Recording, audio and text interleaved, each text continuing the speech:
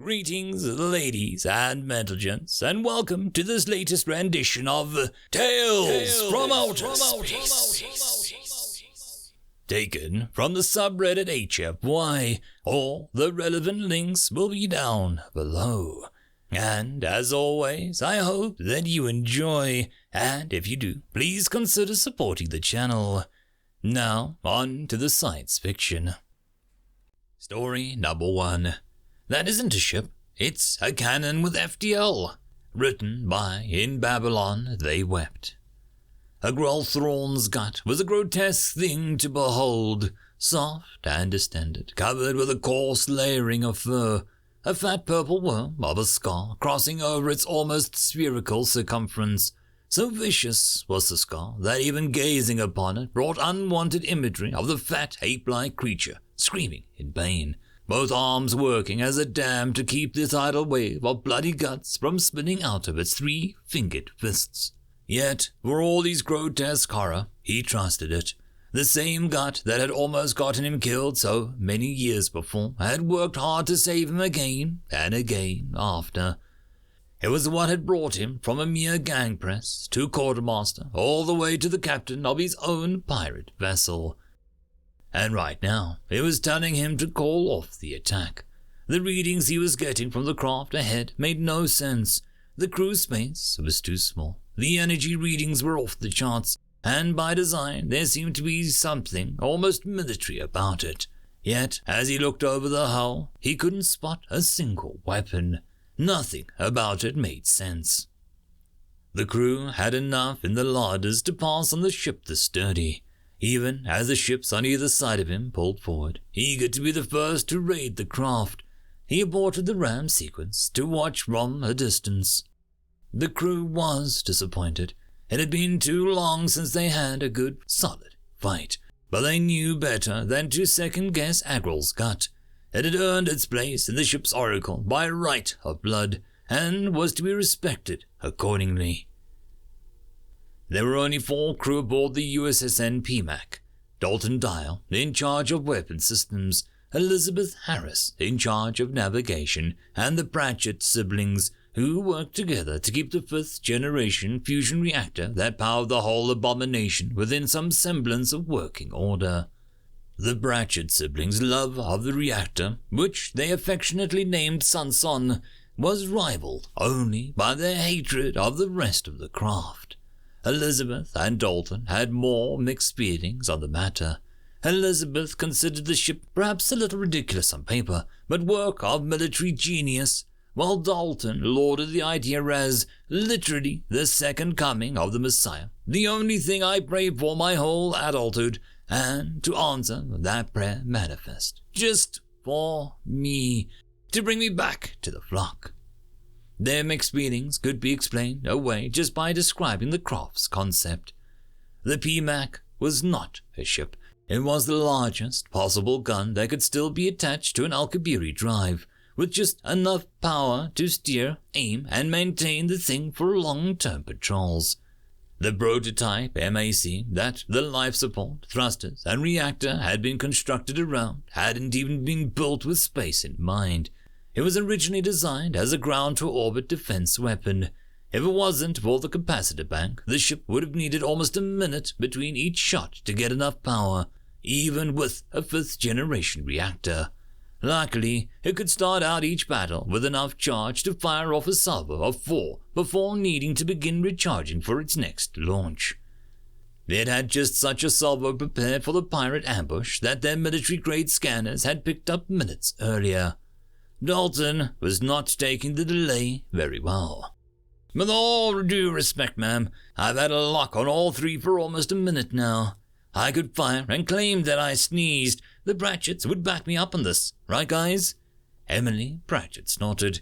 "Why is it that when the weapons master says, 'with all due respect,' he always means, 'Frick you for giving my stupidly large giant gun blue balls'?" Tom Pratchett shrugged. "Maybe he would say it less if you weren't so eager to translate it to the navigator for him." Elizabeth was slightly amused by the conversation. It was hard to keep things particularly formal while on a crew this small. Still, she was waiting for something. She'd gotten permission from the brass to take on a new approach to fighting with the ship. They'd proven it could win battles. Now it was time to establish shock and awe. And as it currently stood, dead men tell no tales. So they needed a few more living ones, and as they watched two pirate ships pull forward, with one hanging back, she knew just who'd live to pass on this particular legend. Agrel watched the ships advance on his HUD, the blips crossing the thousands of kilometers between them and the strange ship in seconds. For a moment he felt regret. Was he making a mistake? Was this going to be what led to some upstart in the crew thinking that they could do things better than him? Then the world went mad. The bow readings on the strange ship spiked. Hard. He thought that the baseline levels were outrageous, but they must have had some sort of absurd capacitor bank to expel that much energy that fast. The twin prongs that made up most of the length of the ship gave off some sort of EMP that fried the electronics of the Viscera, his sister's ship, cutting off their radio traffic. His crew scrambled to find some way to regain contact when, gods of the dead, forgive me my sins and I forget my debts, the actual weapon went off. The EMP hadn't even been the attack, it had just been a side effect. He hadn't seen a weapon because he'd been looking for one on the hull, some kind of guardian laser, or a missile pod. He hadn't even conceived that the whole goddamn vehicle could be the weapon. But what kind of weapon would charge up like that? A laser would fire over a sustained period. What would need a burst like a... He stopped mid-thought as it hit him. A railgun. He stopped again as it hit them. The kinetic charge would have to have been moving at almost 0.8 C for it to just ignore the evasive maneuver like that. The ferrous slug itself wasn't detected by any of the defensive measures aboard, but the thermal readings of the viscera made every infrared sensor aboard scream in horror. Contact with whatever slug had hit it must have reduced the whole thing to plasma. It was almost inconceivable. He was already screaming out the full retreat call when the ship fired twice in rapid succession at the Rictus, which was still recovering from what had just happened to its partner. The first shot was dead through the center. The second hit some target a few dozen meters off to the side. A direct hit on an escape pod.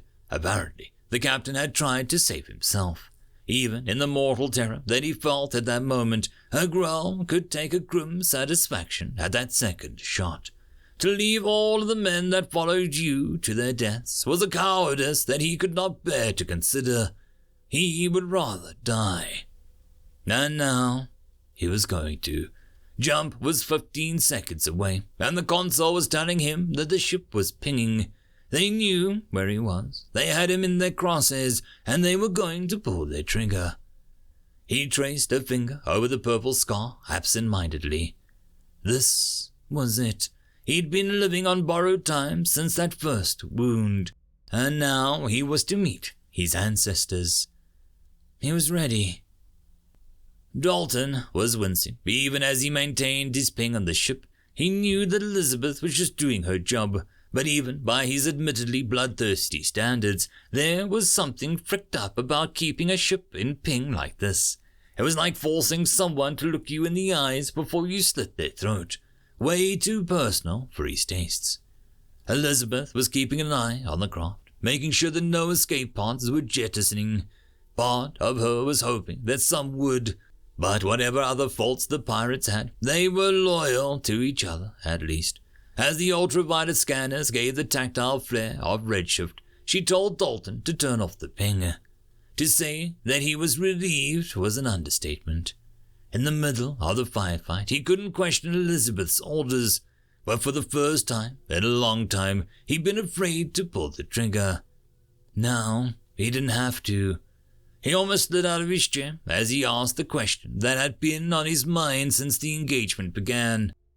"Ma'am, what the hell was that?" Elizabeth smiled warmly at her very surprised crew, even as her words came out, cold as ice. A message.